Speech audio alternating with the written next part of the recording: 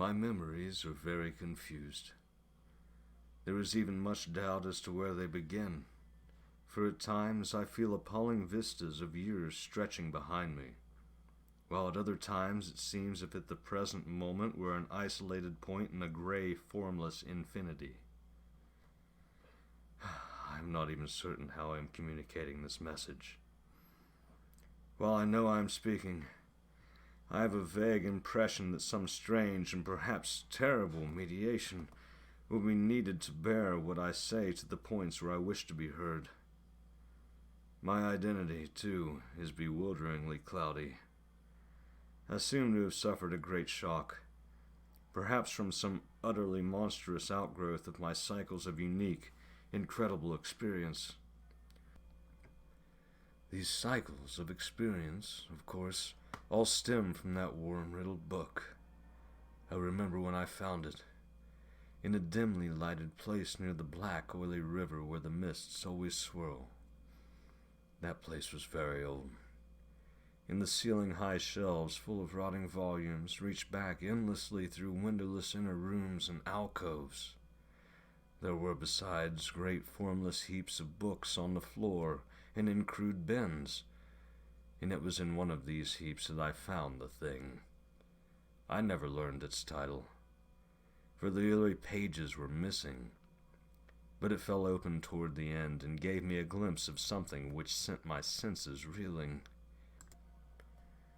There was a formula, some sort of list of things to say and do, which I recognized as something black and forbidden, something which I had read of before in furtive paragraphs of mixed abhorrence and fascination, penned by those strange ancient delvers into the universe's guarded secrets, whose decaying texts I loved to absorb.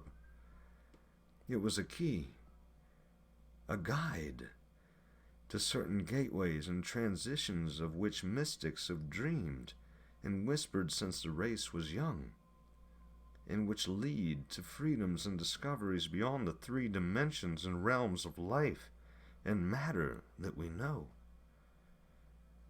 Not for centuries had any man recalled its vital substance, or known where to find it, but this book was very old indeed. No printing press, but the hand of some half-crazed monk, who had traced these ominous Latin phrases in uncials of awesome antiquity. I remember how the old man leered and tittered, and made a curious sign with his hand when I bore it away. He had refused to take pay for it, and only long afterward did I guess why. As I hurried home through those narrow, winding, mist-choked waterfront streets, I had a frightful impression of being stealthily followed by softly padding feet. The centuried, tottering houses on both sides seemed alive with a fresh and morbid malignity, as if some hitherto closed channel of evil understanding had abruptly been opened. I felt that those walls and overhanging gables of mildewed brick and fungus plaster and timber, with fishy, eye-like, diamond-paned windows that leered, could hardly desist from advancing and crushing me. Yet I had read only the least fragment of that blasphemous rune before closing the book and bringing it away. I remember how I read the book at last, white-faced and locked in the attic room that I had long devoted to strange searchings. The great house was very still, for I had not gone up till after midnight. I think I had a family then, though the details are very uncertain. And I know there were many servants.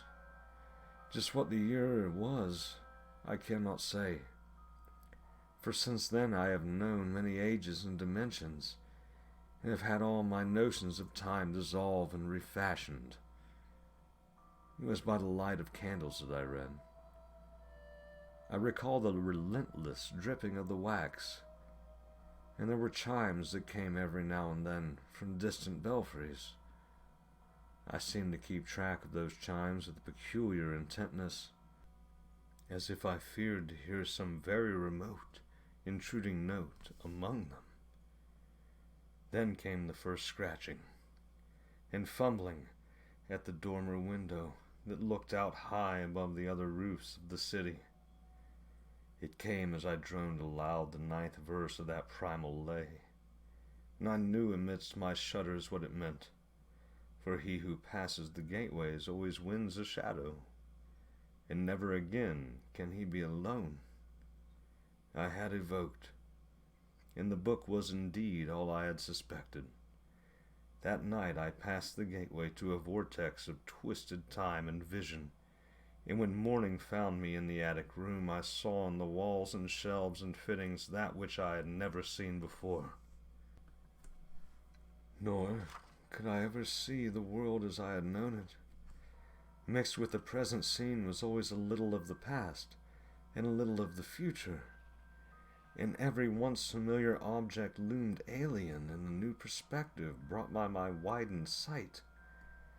From then on I walked in a fantastic dream of unknown and half-known shapes, and with each new gateway crossed, the less plainly could I recognize the things of the narrow sphere to which I had so long been bound.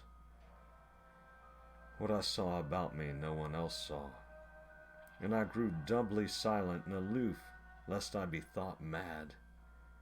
Dogs had a fear of me, for they felt the outside shadow which never left my side. But still I read more, in hidden, forgotten books and scrolls, to which my new vision led me, and pushed through fresh gateways of space and being and life patterns towards the core of the unknown cosmos. I remember the night I made the 5 concentric circles of fire on the floor, and stood in the innermost one chanting that monstrous litany the messenger from Tartary had brought.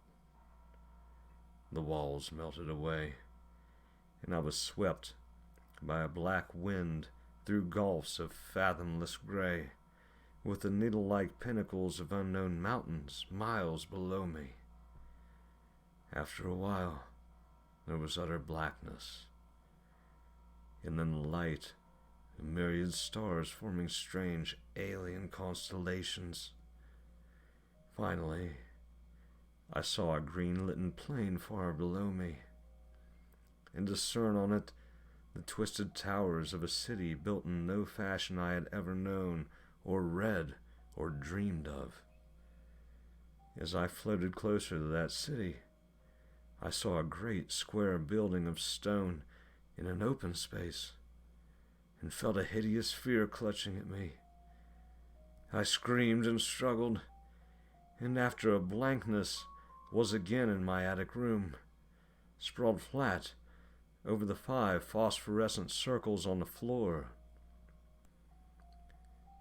In that night's wandering, there was no more of strangeness than in many a former night's wandering, but there was more of terror because I knew I was closer to those outside gulfs and worlds than I had ever been before.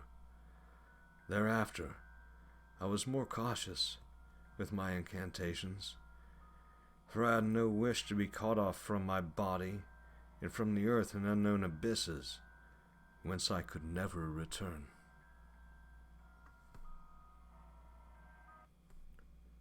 The Book by H.P. Lovecraft.